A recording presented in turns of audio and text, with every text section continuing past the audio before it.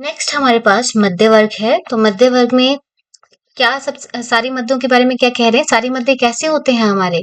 पित्तकर होते हैं। कैसे होते हैं? पित्तकर इनको कहा गया है। और क्या कहा है इसके बारे में? अम्ल रस की युक्त होते हैं। पित्तकर हैं सर्वम पित्तकरम मध्यम अम्लम। अम्ल रस वाले हैं, रोचन है, दीपन है, भेदन करने वाले हैं। और कैसे हैं? कफवात घन इनको कहा है। पित्तकर हैं लेकिन कफवात का नाश कर रहे हैं। हृदय इसको कहा है। और बस्ती विशोधन कहा है। और हमने क्या क्या पढ़ा बस्ती विशोधक इस चैप्टर में? नारी के लोदक के बारे में पढ़ा, उष्णोदक के बारे में पढ़ा। पाक में कैसा कह रहे हैं मध्य को? लघु है, विदाही है, उष्ण है, तीक्ष्ण है और इंद्रिय बोधनम इसको कहा है। इंद्रियों का क्या है? उत्तेजक ही है। ठीक, तो ये तो आगे सभी प्रकार के मद्यों की प्रॉपर्टीज। नेक्स्ट अब फिर अलग अलग मद्य के बारे में बता रहे हैं। तो सबसे पहला क्या है? द्राक्षा से बनाए हुए मद्य के बारे में बात कर रहे हैं। किसके बारे में बात कर रहे हैं? द्राक्षा से बनाए हुए मद्य के बारे में बात कर रहे हैं। ठीक, तो पहले क्या कहा?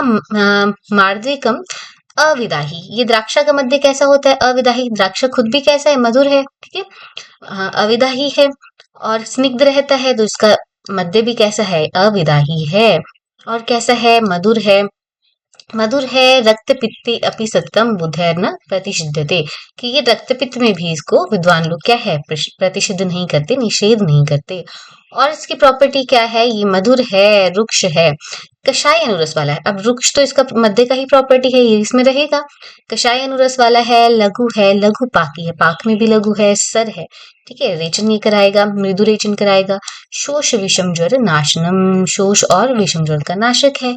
ये रहा द्राक्षा से बनाए हुए मद्य की प्रॉपर्टीज।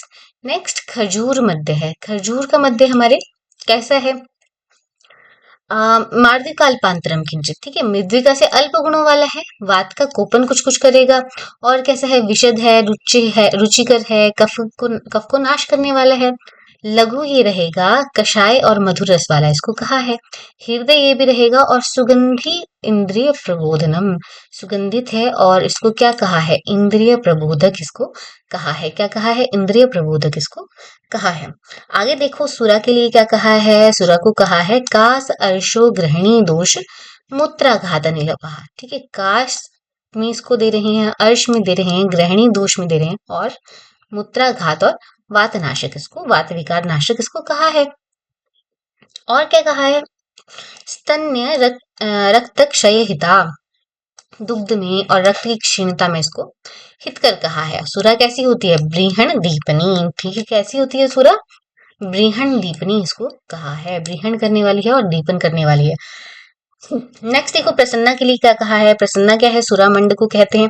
छर्दी अरोचक हृत कुक्षितोद शूल प्रमर्दनी। ठीक है, सुई में जो कुक्षी में जो सुई चुभने की तरह पीड़ा होती है, बाकी हमारे छर्दी में, अरुचि में, हृदय में कुक्षी की सुई चुभने वाली पीड़ा में, शूल में इसको दे रहे हैं। किसको? प्रसन्ना को। और क्या कहा इसके लिए? कफवात अर्शो विबंध अनाह नाशिनी।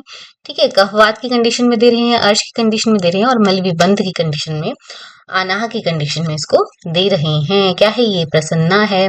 आगे आते हैं, श्वेत वर्ण की सुरा के लिए क्या लिखा है? कास में देंगे इसको, अर्श में देंगे, ग्रहणी में देंगे, श्वास प्रतिशय विनाशनी ये है। ठीक है, श्वास और प्रतिशय में भी दे रहे हैं। और कैसी है ये? मूत्र कफ स्तन्य रक्त मांस करी है ये। ठीक है, मूत्र कफ दुग्ध और रक्त और मांस को बढ़ाने वाली है सुरा। कौन सी सुरा? श्वेत वर्णी सुरा। अब नेक्स्ट देखो यव की सुरा की बात कर रहे हैं। यव की सुरा के लिए क्या लिखा है? पित्तला है ये। ठीक है, पित्तज तो रहेंगे सारे मध्य की वेराइटीज। पित्तला है और अल्प कफा है। ठीक है, कफ जनक भी थोड़ी सी है।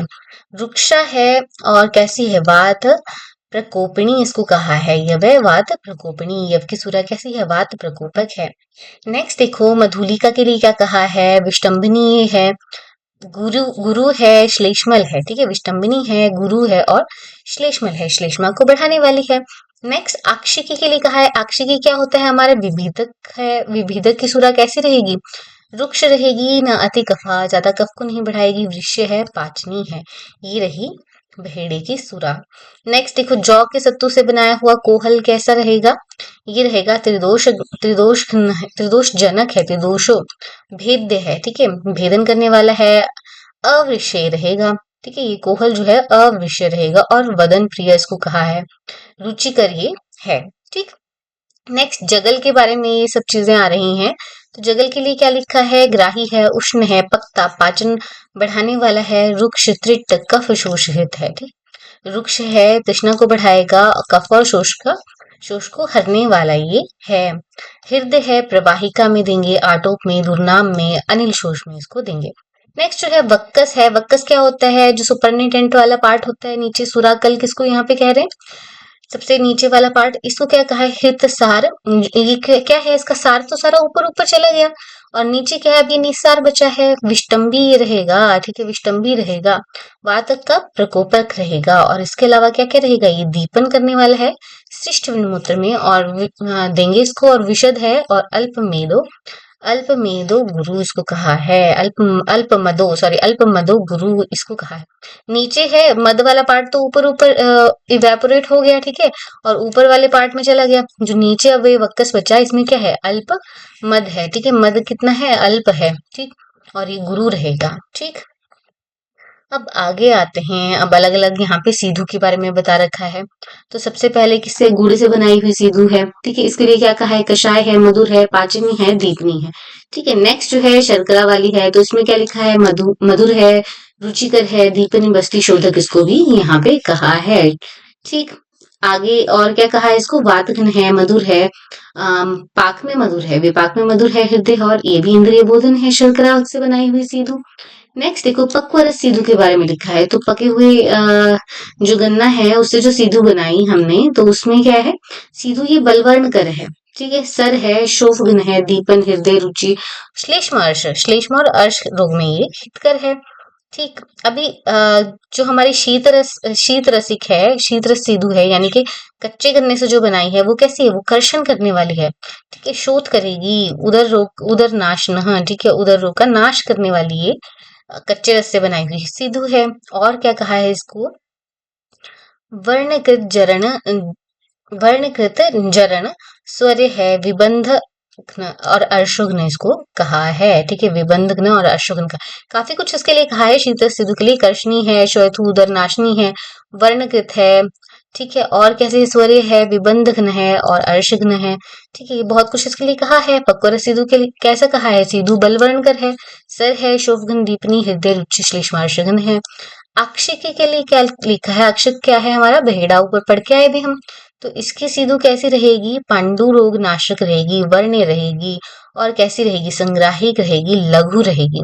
कषाय मधुर इसको कहा है, पित्तघ्न है, अस्त्रिक प्रसादन, रक्त का प्रसादन करने वाली ये है। ठीक है, लास्ट में हमारी जम्बू से बनी हुई सीधु है। इसको क्या लिखा है, बद्ध निशंद तुवरो वात कोपना। एक तो ये वात को बढ़ाएगी, और क्या करेगी, मूत्र की मात्रा जो है वो ये क्या करेगी, कम करने वाली ये जम्बू की सीधु है। तो प्रमेह में जामुन को देते हैं हम। जामुन क्या करता है, प्रमेह में क्या होता है, बहुमूत्रता होती है, उसको ये कम करेगा। तो इसका सीधु भी वही कर रहा है, देखो मूत्र की मात्रा को कम कर रहा है। नेक्स्ट हमारे पास सुरासव की बात कर रहे हैं। तो सुरासव के लिए क्या लिखते हैं, तीक्ष्ण है सुरासव, और कैसा है, हृदय है, मूत्रल है, कफ वातनुत इसको कहा है। ठीक, और कैसा होता है, ये मुख को प्रिय रखता है सुरासव, स्थिर है, मद करने वाला है, और कैसा है, अनिल नाशक इसको कहा है। अनिल नाशक इसको कहा है। दोषों को क्या इससे नेक्स्ट जो है वो किसके लिए कहा है, मध्वासव के लिए कहा है। मध्वासव के लिए क्या है, लघु है, वो लघु मध्वासव, छेदी है। ठीक है, छेदन करने वाला है, मेह, कुष्ठ और विषम इसको दे रहे हैं। तिक्त कषाय रस वाला है, और कैसा है, शोफघन है, तीक्ष्ण है, स्वादु है, मधुर रस वाला है, और वातकृत है, वात को अवातकृत है। ठीक है, वात को ये नहीं बढ़ाएगा। कौन है ये, मध्वासव है। ठीक है, कौन है, मध्वासव ये है। नेक्स्ट जो है मैरेयक के लिए कहा है। ठीक है, मैरेयक के लिए कहा है, क्या क्या कहा है, ये तीक्ष्ण है, कषाय है, मद करने वाला है, दुर्नाम यानी कि अर्श के लिए दिया है, कफ गुल्म हृत इसको कहा है, कफ और गुल्महर इसको कहा है। क्रीमी मेद अनिल हर इसको कहा है, क्रीमी में, मेद में, और बात विकार में इसको दे रहे हैं मैरेय को। और क्या कहा है, मधुर है ये, और गुरु ही इसको कहा है, मधुर और गुरु कहा है। लास्ट में हमारे पास क्या है, लास्ट में बनाए हुए गन्ने के रस से बना हुआ आसव, कैसा बोल रहे हैं, इक्षु आसव कैसे कह रहे हैं? बल्य है, पित्तहर है, वर्ण है और हृदय इसको कहा है। बल्य, पित्तहर, वर्ण और हृदय किसे कहा है? गन्ने से बनाए हुए आसव को कहा है। यहाँ पे अब आगे देखो, महुए के पुष्पों से बनाया हुआ आसव है। महुए के पुष्पों से बनाया हुआ आसव। तो महुए का पुष्प वैसे भी मदकारक होता है, तो इसके क्या बनता है? इसको फर्मेंट करते हैं लोग। तो क्या लिखा है इसके लिए? सीधु मधु के पुष्पत्थो, इसके महुए के पुष्पों से बनता है। ये कैसा होगा? ये विदाही होगा, अग्निबलप्रद है, रुक्ष है, कषाय कफकृत है, वात पित्त का प्रकोप करने वाला ये है। ठीक है। बाकी जो भी कंदमूल फल आसव हैं, जिनका जिनका भी आसव बनेगा, उनकी प्रॉपर्टी उसी कंदमूल फल के अकॉर्डिंग अकॉर्डिंग यहाँ पे कही है। ठीक, उसी के अकॉर्डिंग उनके गुण हो जाएंगे।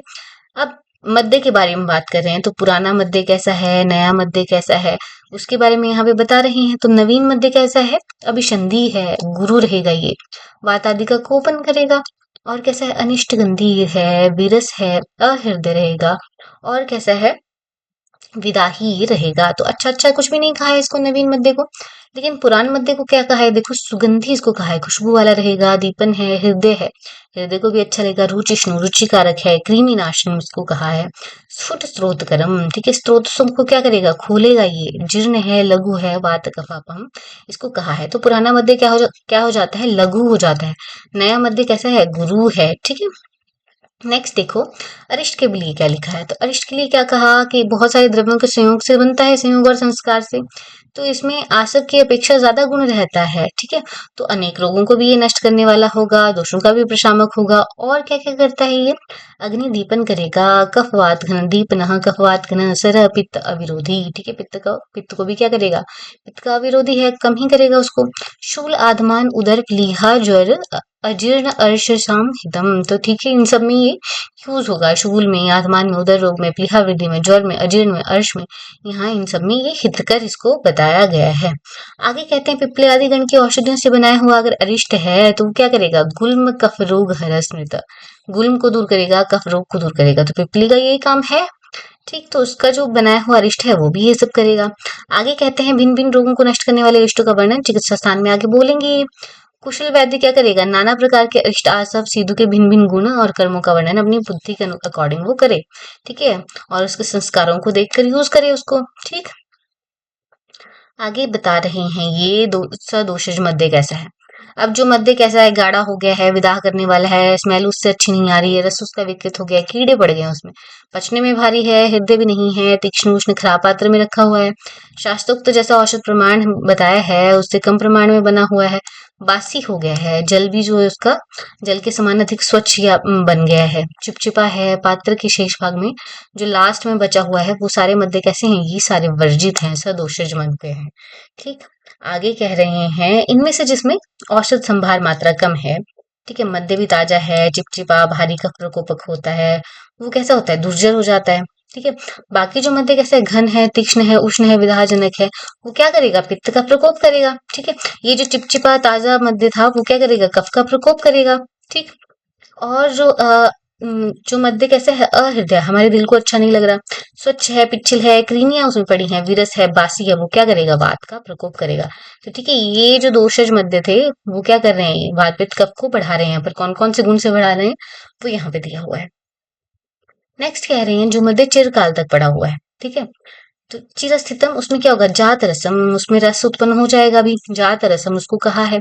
दीपन वो करने वाला होगा, कफाजित होगा, रुचिकर होगा, प्रसन्न होगा, सुर भी उसमें खुशबू आएगी, उसको सेवन करना है। उस सेवन करने से वो मद उत्पन्न करेगा। ठीक है। तो ये वाला मद्य जो चिरकाल तक पुराना पड़ा है वो अच्छा है। नेक्स्ट कह रहे हैं, रसवीरी के कारण अनेक प्रकार के मद्य, उसके गुण क्या रहते हैं? सूक्ष्म उष्ण तीक्ष्ण विकासी गुणों से जठर अग्नि के साथ मिलके हृदय में जाके वहां धमनियों द्वारा ऊपर मस्तिष्क की तरफ जाते हैं। तो मस्तिष्क में क्या होती हैं? इंद्रियां होती हैं, और चित्त, इंद्रियों और चित्त को क्या करते हैं? ये प्रक्षुभित करते हैं। तो मनुष्य को कैसा हो जाता है? नशा चढ़ जाता है, ये मद्य करते हैं। तो ये यहाँ पे मद्य का प्रोसेस बताया, कैसे मद्य चढ़ेगा। तो क्या हुआ? रसवीर्य के कारण जो मद्य है अपने कौन से गुण? सूक्ष्म उष्ण तीक्ष्ण विकासी गुण, सौक्ष्म्याद औष्ण्याद तैक्ष्ण्याद विकासी। ठीक है। वहनी के साथ मिलेंगे और ऊपर चले जाएंगे धमनियों में। ठीक है। हृदय में जाकर हृदय प्राप्तम धमनी ऊर्ध्व गामत गामत ऊर्ध्वम आगतम, ठीक है, ऊपर चले गए और क्या करेंगे, विक्षोभ करेंगे इंद्रियों को, चेतस को, मन को, ठीक है, और वहां पे अपनी वीर्य से मद को उत्पन्न करेंगे, ये यहाँ पे कह रही हैं। आगे देखो, आगे क्या लिखा है, कफ प्रकृति वाले मनुष्य को मद्य सेवन, नशा कैसा होता है, देर से होता है, ये अभी हम पारिक में पढ़ के आए हैं, ठीक है। चिरेण श्लेष्म की पुंसी पानतो जायते मदः, श्लेष्मा व प्रकृति, श्लेष्मल प्रकृति वालों में कैसे कैसे रहेगा, नशा कैसे चढ़ेगा, देर से चढ़ेगा। अचिराद वाति के हिष्ट, तो वातज वालों में कम देर से चढ़ेगा। पैति की शीघ्र में बतू, ठीक है, पित्त जो प्रकृति वाले हैं उनको नशा कैसे होगा, एकदम से नशा होगा। तो ये सब हम पारिक में भी पढ़ के आए हैं, तो ये चीज यहाँ से ली गई है, ठीक। अब सात्विक प्रकृति का मनुष्य है, उसमें नशा उत्पन्न होगा तो क्या क्या होगा, पवित्रता रहेगी, चतुरता बढ़ जाएगी, हर्ष होगा, शरीर को अलंकृत करने की मन करेगा उसका, गाएगा, अध्ययन करेगा, कीर्तिक कार्य करेगा वो, ठीक है, संभोग करने में भी उत्साह होगा उसका। अगर राजस प्रकृति वाला नशा करता है तो उसको क्या होगा, उसके मन में दुख उत्पन्न हो जाएगा, ठीक है, आत्मघात करने का मन करेगा उसको, सुसाइडल टेंडेंसी आएगी, साहस वाले कार्य करेगा, जोर जोर से बोलना और ये सब, ठीक है, झगड़ा करेगा। तो ये सारा किसका है, ये राजस प्रकृति का है। और तामस प्रकृति वाला मनुष्य अगर मद उसको चढ़ता है तो वो क्या करता है, अपवित्र कार्य करता है, निद्रा, सो जाएगा, मात्सर्य उसको रहेगा, और अगम्य स्त्रियों के साथ संभोग करने की उसको लोलुपता रहेगी, और क्या करेगा, वो असत्य भाषण करेगा, ठीक है। ये सारे जो है तामस प्रकृति के मध्य में जो है आपको मिलेगा। आगे यहाँ पे साहस कर्म के बारे में बता रखा है, यहाँ विमर्श में देखेंगे तो साहस कर्म क्या क्या होते हैं, मनुष्य को मारना, ठीक है, मारण, स्त्रियम, ठीक है, परदार अभिगमन, पर स्त्री पे जाना, पारुष्य और अनित्य वचन, ठीक है, परुष कठोर बोलना और झूठ बोलना, ये सब क्या है, साहस कर्म है।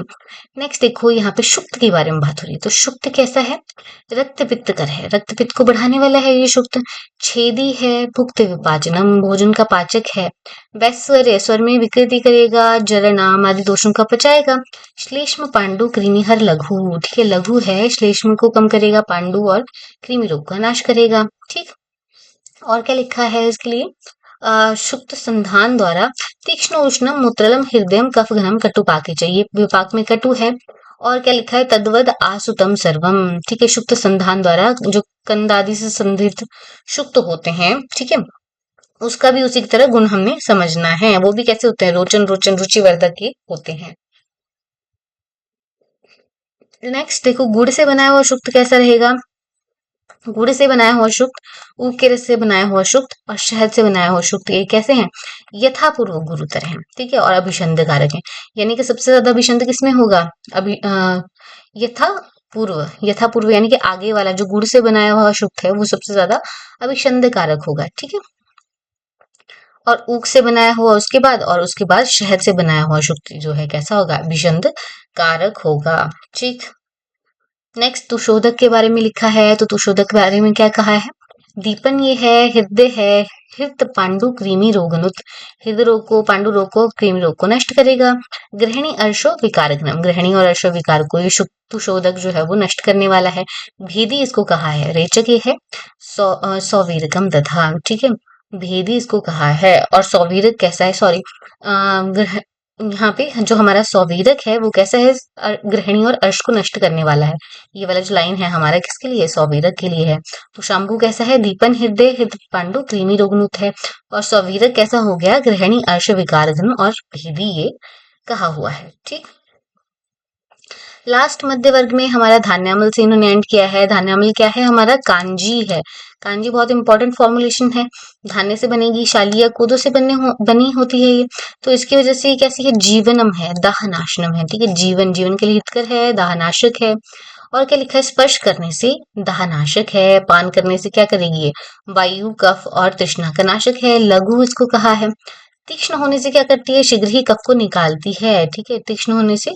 तैक्ष्ण्यात निर्हरित आशु कफम, गंडूष धारणा, ठीक है, कांजी का गंडूष धारण करने से क्या होगा, मुख वैरस्य, दौर्गंध्य, मल शोष, क्लमापहम, ठीक है, मुख की विरसता दूर हो जाएगी, दुर्गंधी दूर हो जाएगी, मल शुष्कता और क्लम का नाश हो जाएगा। और ये कांजी क्या करती है, दीपन है, जरण पाचन करती है, भेदी भी है, हितम आस्थापन आस्थापन में भी हितकर है। समुद्रम आश्रितानाश्च जननाम सात्म्यम उच्यते, कि जो समुद्र के आसपास लोग रहते हैं उन लोगों के लिए ये बढ़िया है। कौन? कांजी। कांजी के लिए ये सब कुछ कहा हुआ है। ठीक। अब लास्ट में हम आ जाते हैं मूत्र वर्ग पे। तो मूत्र वर्ग में किस किसका मूत्र यहाँ पे बताया है? गाय का, भैंस का, बकरी का, भेड़ का, हाथी, घोड़ा, गधा, ऊंट, इन सबके मूत्र बताए हैं। तो इसको कॉमनली क्या कहा है? कॉमनली ये सब मूत्र कैसे होते हैं? कटु तिक्त होते हैं। टिक टिक करके याद कर लो, सारे मूत्र कैसे होते हैं? टिक टिक वाले होते हैं। ठीक है, टिक टिक टिक टिक या टिक टिक कैसे भी याद कर लो। ठीक है, टिक टिक करके याद कर लो। तिक्त और कटु ये रहते हैं मूत्र। इनका रस ये रहता है, लवण इसका अनुरस रहता है। लघु होते हैं, शोधन करने वाले होते हैं। कफवात, कृमि, मेद, विष, गुल्म, अर्श, उदर, कुष्ठ, शोफ, अरोचक, पांडु रोग, इन सब का ये नाश करने वाले होते हैं। ठीक। हृदय होते हैं, दीपन इसको कहा है। तो ये हमारे सारे मूत्रों के गुण यहाँ पे बता रखे हैं। ठीक। अब आगे क्या कह रहे हैं? सारे मूत्र कैसे होते हैं? कटु होते हैं, तीक्ष्ण होते हैं, उष्ण होते हैं, लवण अनुरस वाले होते हैं, लघु होते हैं। और क्या करते हैं वो? शोधन, कफवातघन, कृमि, कृमि कृमि को नाश करेंगे। कृमि यहाँ पे मेद आई थिंक होगा, मेद का नाश करते हैं। विषापम, विष का नाश करने वाले ये होते हैं। और क्या करते हैं? अर्श, जठर, गुल्मघ्नम, अर्श, जठर, गुल्मघ्नम इनको कहा है। अर्श में, उदर रोग में और गुल्म रोग में इसको ये दूर करने वाले होते हैं। शोफ, अरोचक नाशन इसको कहा है। शोफ को और अरुचि को ये नाश करते हैं। नेक्स्ट क्या कहा है? पांडु रोगहरम इसको कहा है। पांडु रोगहर ये मूत्र जो है वो रहते हैं। ठीक है, तो पांडु बार बार आ रहा है, ऊपर भी लिखा है, नीचे भी यहाँ पे आया है। भेदी ये है, हृदय है, दीपन पाचन है। तो पांडु रोग में हम मूत्र दे सकते हैं। ठीक। फिर सबसे पहले बात करते हैं गौमूत्र की। तो गौमूत्र के लिए क्या लिखा है? कटु है, तीक्ष्ण उष्ण है, सक्षार। ठीक है, क्षार युक्त इसको कहा है। और क्या कह रहे हैं? वात अलम है, वात को बढ़ाने वाला है। लघु अग्निदीपन है, मेध्य इसको कहा है। गौमूत्र को मेध्य भी कह दिया है। पित्तल है, कफ वात जीत इसको कहा है। कफ और वात को जीतने वाला है। शूल, शूल, गुल्म, उदर, आनाह, विरेक, आस्थापन आदि। शूल में इसको दे रहे हैं, गुल्म में दे रहे हैं, उदर में, अनाह रोग में दे रहे हैं, और विरेचन और आस्थापन में भी इसको प्रयुक्त कर रहे हैं। ठीक है, तो ये पंचकर्म में यूज हो रहा है। मूत्र प्रयोग सादेशु गव्य मूत्र प्रयोजते। जो भी मूत्र से ठीक होने वाले रोग हैं उसमें हम गव्य मूत्र का यूज करेंगे। अब नेक्स्ट जो है भैंस का मूत्र आ रहा है। तो भैंस का मूत्र किसको दूर करता है? अर्श को, दुर्नाम, उदर, शूलेशु। ठीक है, अर्श को दूर करेगा, उदर रोग को दूर करेगा। और क्या कहा है? कुष्ठ में हम विशुद्धि, विशुद्धिशु, कुष्ठ में, प्रमेह में इसको यूज करते हैं। और विशुद्धि से यहाँ पे वमन विरेचन के लिए यूज करते हैं भैंस का मूत्र भी। अनाह को, शोफ को और गुल्म को ये दूर करता है। पांडु रोग में भी इसको दे रहे हैं। ठीक। नेक्स्ट हमारे पास किसका मूत्र आ रहा है? छाग का मूत्र आ रहा है। छाग क्या है? हमारी बकरी है। ठीक। उसके लिए क्या कहा है? ये कास श्वास अपने। ठीक है, कास और श्वास को दूर करता है। और क्या करता है? शोफ, कामला, पांडु। ठीक है, कामला पांडु यहाँ इकट्ठा आ गया। शोफ को कम कर रहा है, कामला पांडु को दूर कर रहा है। और कैसा है? कटु तिक्तान्वितम, कटु तिक्त रस का है। ठीक। ईशत मारुत कोपनम। ठीक है, वायु को ये बढ़ाने वाला है। किसका मूत्र है ये? बकरी का मूत्र है। नेक्स्ट भेड़ी के मूत्र के लिए कहा है, तो उसके लिए क्या कहा है? ये भी सक्षार है। और क्या कहा है इसको? कास, प्लीहा, उदर, श्वास, शोष, वर्चोग्रह। ठीक है, कास में, प्लीहा में, उदर रोग में, श्वास में, शोष में और वर्चोग्रह जहाँ पे विबंध की कंडीशन है वहां पे हम भेड़ी का मूत्र दे सकते हैं। तिक्त, कटु, उष्ण इसको भी कहा है। वातघनम, आविकम। ठीक है, वात का नाशक ये है। नेक्स्ट घोड़ी का मूत्र है। तो घोड़ा क्या है? बहुत तेज दौड़ता है। तेज दौड़ता है तो इसलिए उसके वात की तरह पर्याय है कुछ कुछ, और अनिल की तरह पर्याय रहते हैं। अभी क्या है यहाँ पे? क्या कहा है? घोड़ी के मूत्र को दीपन ये करने वाला है। कटु है, तीक्ष्ण है, उष्ण है। वात चेतो विकारनुत, ये इंपॉर्टेंट है, इसको आप याद रखेंगे। वात चेतो विकारनुत। ठीक है, तो चेतक घोड़े के लिए आता है, तो वात चेतो विकारनुत ये यहाँ पे आया हुआ है। ठीक है, वायु और मन के विकारों को ये दूर करता है। किसका मूत्र है? घोड़े का मूत्र है। आश्रम, कफ हरम, कफ का नाश करता है। कृमि, दद्रुषु शिष्यते। कृमि और दद्रु में घोड़े का मूत्र अच्छा बोल रहे हैं। ठीक है, फंगल कंडीशन में घोड़े के मूत्र को अच्छा कहा है। और क्या कहा? वात चेतो विकारमुत, वायु के विकार में और मन के विकार में इसको अच्छा कहा। नेक्स्ट हमारे पास किसका मूत्र है? हस्तिनी का मूत्र है। तो हस्तिनी के मूत्र के लिए क्या कहा है? तिक्त है, लवण है, भेदी इसको कहा है। वात, घन, पित्त, कोपनम इसको कहा है। तीक्ष्णम, तीक्ष्ण है, क्षारे, तीक्ष्णम क्षारे। ठीक है, और क्या है? क्षारकर्म के लिए यूज कर सकते हैं इसको, गिलास में यूज कर सकते हैं। तो ये रहा हस्तिनी का मूत्र। नेक्स्ट गधे का मूत्र है। तो गधे के मूत्र के लिए क्या कहा है? गर चेतो विकार मूत्र, ठीक है, गर में यानी कि गर्विश में इसको यूज कर रहे हैं, किसका मूत्र, गधे का मूत्र, ठीक है, ग ग याद रहेगा, गर चेतो विकार मूत्र गधे का मूत्र है, ठीक। और मन के विकार उन्माद आदि में यूज कर रहे हैं इसको। और क्या है, गृहिणी रोग में यूज कर रहे हैं, दीपन ये है। कृमि वात कफाप हम इसको कहा है, कृमि को और वात कफ रोग का नाशक है।